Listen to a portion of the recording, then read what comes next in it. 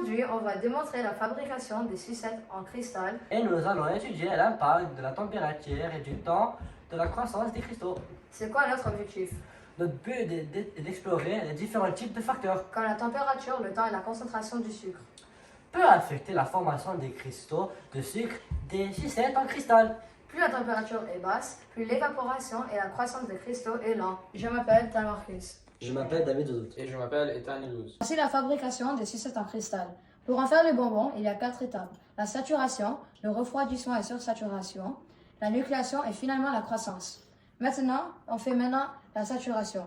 Lorsque l'eau se chauffe, le sucre peut se dissoudre, créant ainsi une solution saturée, où l'eau a absorbé le nombre maximal de sucre. Pour encourager la formation des cristaux, on place un petit bâtonnet dans la solution. Cela fournit aux molécules de sucre une surface sur laquelle elles commencent à se fixer. Ce phénomène est appelé la nucléation. Les cristaux commencent à se développer à partir de la graine et les molécules de sucre s'alignent et se structurent.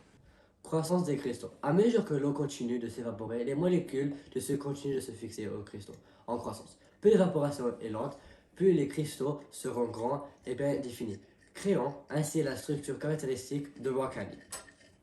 Voici la cristallisation après 6 jours, 7 jours et 8 jours. L'augmentation est extrêmement rapide de la cristallisation. Ce projet est une excellente manière de démontrer les principes de la cristallisation et de la chimie des solutions. En plus, vous finirez par avoir de délicieuses sucettes en cristal. La sucette en cristal se forme par la dissolution du sucre dans l'eau, le refroidissement de la solution pour créer une sursaturation, puis la cristallisation du sucre sur une surface avec le temps. Les facteurs clés sont la température, l'évaporation et la nucléation. Si vous voulez en goûter, votez pour nous. Au revoir. Blooper time!